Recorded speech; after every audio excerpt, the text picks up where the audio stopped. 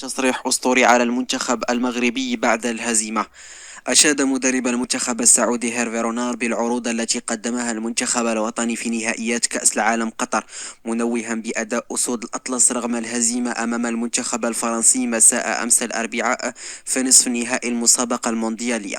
وقال الإطار الفرنسي في تصريح خاص به البطولة: هنيئا للمغاربة منتخبهم الوطني، ليس هناك كلمات كافية لوصف جودة الأداء المقدم من طرفهم في كأس العالم.